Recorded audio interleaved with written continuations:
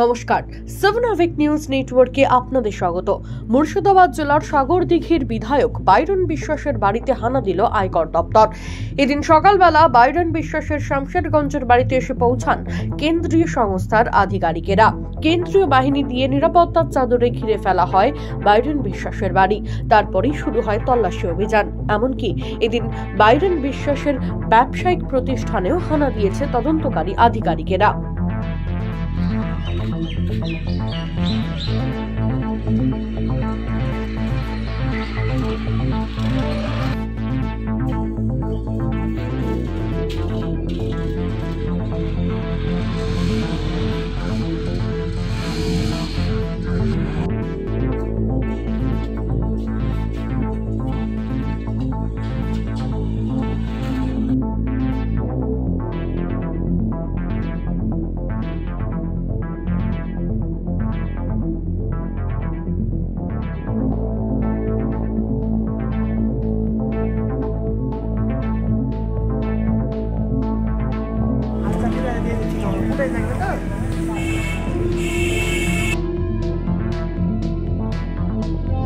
আজ নতুন নয়, এর আগেও বাইরন বিশ্বাসকে নিয়ে বঙ্গ রাজনীতিতে কম জল ঘোলা হয়নি।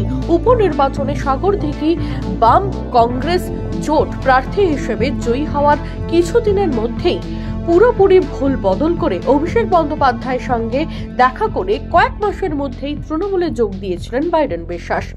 সূত্র মারফত যেটা জানা যাচ্ছে, সেপ্টেম্বর মাসের আগে আয়কর দপ্তরে বাইরন বিশ্বাসের ব্যবসায়িক গতিবিধি সম্পর্কে অভিযোগের একটি চিঠি জমা পড়েছিল। সেই চিঠির সূত্র ধরে তদন্ত শুরু করতেই বেশ কিছু সূত্র পেয়েছে গোয়েন্দারা। বাইরনের নামে বেনামে মোট 21টি কোম্পানির হদিশ পায়। তার মধ্যে 17টি কোম্পানির কোনো অস্তিত্বই খুঁজে পাওয়া যায়নি। তার পরিপ্রেক্ষিতে এদিন ভোর থেকে কেন্দ্রীয় বাহিনী দিয়ে ঘিরে চলছে তল্লাশি।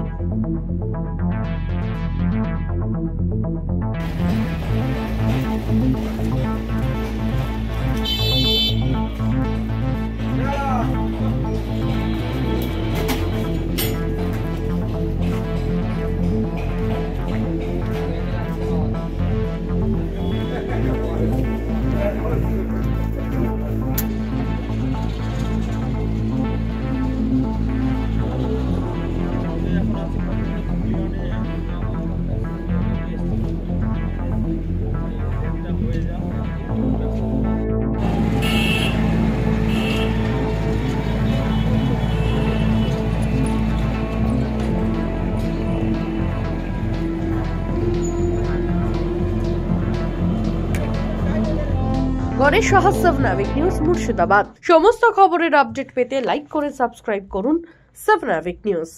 সেই সঙ্গে বেল বাটন প্রেস করতে ভুলবেন না। আপনাদের একটা সাবস্ক্রিপশন আমাদের জন্য অত্যন্ত মূল্যবান। জয় হিন্দ।